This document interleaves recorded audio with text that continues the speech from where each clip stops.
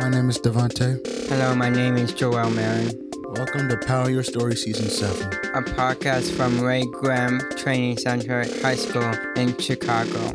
Hello, my name is D'Angelo Triplett. This season, our theme is hobbies and life hacks. My favorite life hack is helping out others in need, including the students here in Ray Graham. Because I like helping out people, even the teachers too. Hey, it's Andrea Klunder, Program Director for Power Your Story, with the second of 2 episodes this season featuring Chicago comic book stores. In this episode, recorded late in 2019, Joel and Devante talk with Earl Geier, the longtime manager and comic book fan at Graham Cracker Comics in the Chicago Loop. That's downtown for those of you who may not be from here. We got to take a really fun field trip to Graham Cracker pre-pandemic when we were still meeting in person. Graham Cracker Comics actually has about a dozen locations sprinkled throughout Illinois, Madison, Wisconsin, and even Temecula, California.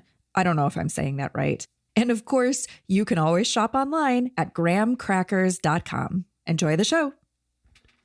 Hi, my name is Joel Marin from Power Your Story. Today I am interviewing Earl Geier. from Graham Crackers Comics in the Loop of Chicago. Can you tell us what you do here, Earl?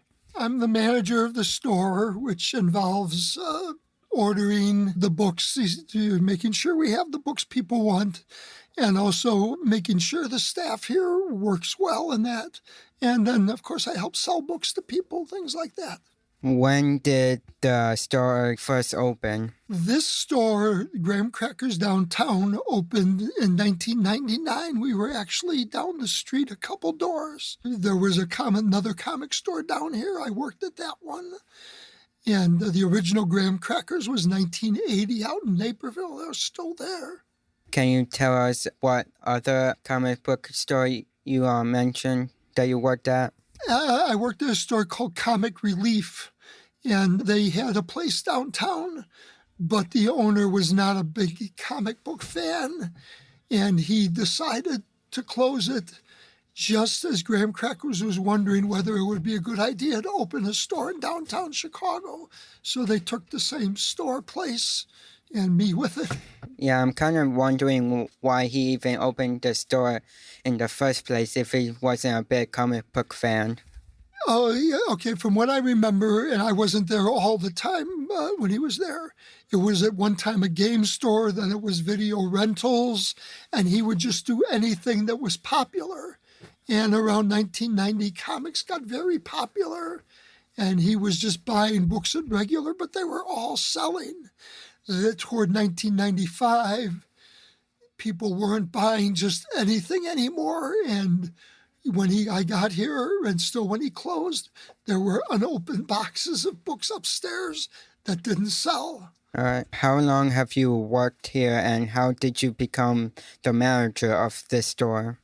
Well, like I say, I started for Graham Crackers in 1999.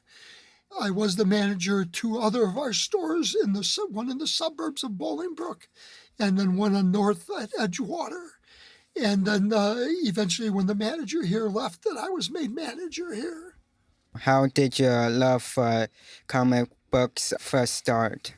When I was really young, my sister and I found a comic book on the bus, a Superboy comic book. And that was enough for us. We loved comics, and I can tell from ones I have that we, right after that, asked our mother, we want comic books. And we got more, and I started reading them from that. Where do you usually order your comics from? Well, most comic stores order from one distributor called Diamond Comics, and we usually order about 2.5 to 3 months ahead, and then usually about a month ahead or maybe a little less. We could sometimes change our orders a little bit. Who usually picks the comics you sell, and how do you choose them? I do the basic picking. I'll ask the people I work with, because everybody has different things in comics that they like a lot. And you look at if For instance, Jim Lee is a very popular artist with DC Comics. He was at Marvel. So if he's doing something new, you look at his last book. How did that sell? And you go from there. You try to look, what did the writer do before? What did the artist do before? And then they sometimes will give you, online where you can look at a couple pages and get an idea what the story's about. Okay, thank you. Okay, thank you. So I love Mortal Kombat. Do you have any of those comics here? Mortal Kombat. Mortal Kombat has been a comic book at some times. I don't think there's one out currently. The last one was where they reprinted the online. What was it? Mortal Kombat X? Yeah. I think that's the last thing they did. It's up to the companies to decide. Oh, we've got a new game we want to promote. We'll do a comic book, or we're going to do a movie, and they decide to do a comic or something like that.